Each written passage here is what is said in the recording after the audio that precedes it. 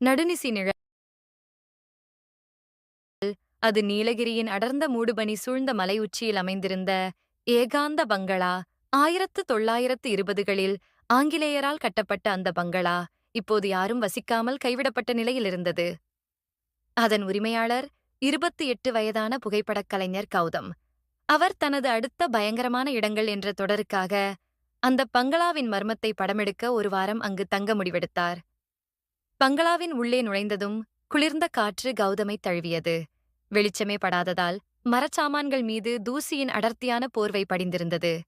வரவேற்பறையின் நடுவே ஒரு பெரிய அழுக்கு படிந்த ஓவியம் தொங்கவிடப்பட்டிருந்தது. அதில் தீபிகா என்ற பெயரிடப்பட்ட ஒரு இளம் பெண் கண்களில் அச்சம் மின்ன மங்கலான புன்னகையுடன் காணப்பட்டாள். மாலை 7 மணி.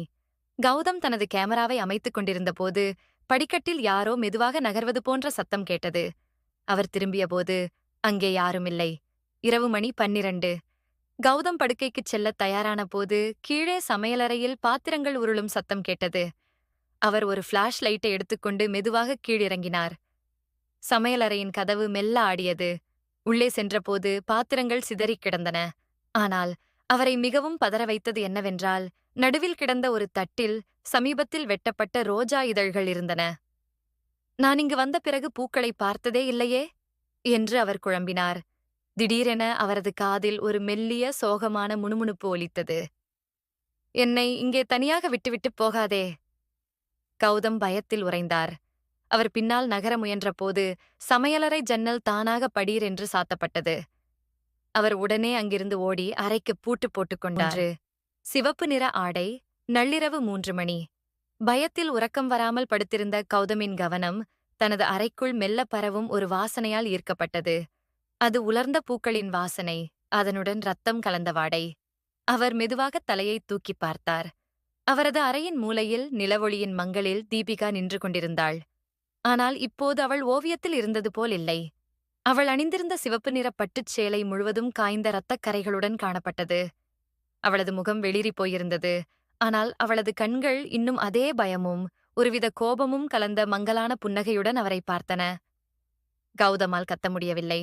அவன் வாய் அடைத்து போனது. தீபிகா மெல்ல மிதந்தபடியே அவனருகில் வந்தாள்.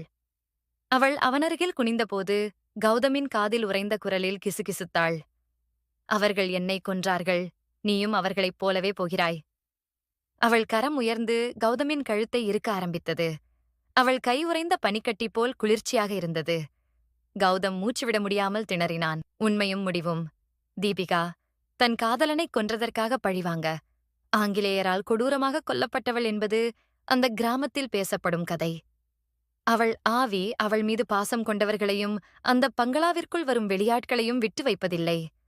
கௌதம் கடைசி முயற்சியாக தனது கேமராவின் ஃபிளாஷ் பட்டனை அழுத்தினார். வீச்சொலி. Stop flash. தொடர்ந்து பளிச்சிட தீபிகாவின் ஆவி திடீரென அதிர்ந்தது. வெளிச்சம் அதை தாக்கியது. ஒரு வினாடி அவளது முகம் பயங்கரமான அழுகுரலுடன் சிதைந்து ஒரு சாம்பல் புகையாக மாறி கூரையை நோக்கி மறைந்தது. மறுநாள் காலை சூரிய ஒளி பட்டவுடன் கௌதம் பயத்தில் நடுங்கியபடி பங்களாவிலிருந்து வெளியே ஓடினார்.